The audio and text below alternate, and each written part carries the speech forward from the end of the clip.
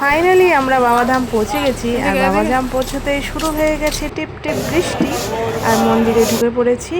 আর অসাধারণ দৃশ্য বন্ধুরা, কি বলবো, মানে মন্দিরে ঢুকে মন একদম শান্তি হয়ে গেল। তারপরে আর কি লাইনে দাঁড়িয়ে পড়েছি।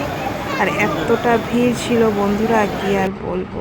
আর লাইনের থেকে দেখো মন্দিরের দৃশ্যটা অসাধারণ। কত হাজারে হাজারে লোকের যে এখানে ভিড় সেটা বলা মুশকিল। আর এতটা লম্বা লাইন, কিন্তু লাইনে দাঁড়িয়েও কিন্তু ভীষণ ভালো লাগছিল, একটা অন্যরকম অনুভূতি। এই দেখো আমরা তো উপরে পৌঁছে গেছি, আর এই নিচের লাইনটা দেখো, কত যে লোক এখানে বলে বোঝানো যাবে না। তো ভীষণ ভালো লাগছিল। তো এক এক করে আমরা এখন যাব বাবার মাথায় জল ঢালতে। তো লাইন তো শেষ হওয়ার নামই নিচ্ছিল না। অনেক লোক, হাজারে হাজারে লোক এখানে বাবার মাথায় প্রায় 2 ঘন্টা লাইন দিয়ে আমরা বাবার মাথায় জল ঢেলেছিলাম।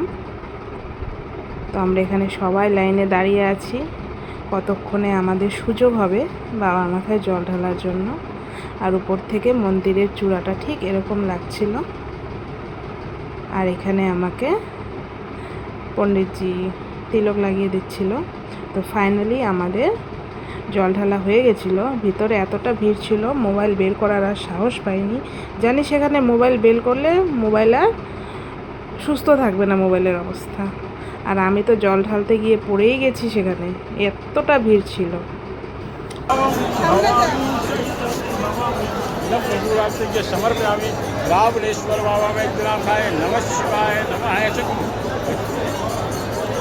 তো ফাইনালি জল ঢালাও হয়ে গেল, আরতি করাও হয়ে গেল।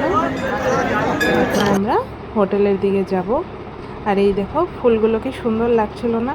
আর সেখানে এত সুন্দর সুন্দর ডালা পাওয়া যায় না, কি বলবো বন্ধুরা। তো ভিডিওটা কেমন লাগলো অবশ্যই কমেন্টে জানাবো।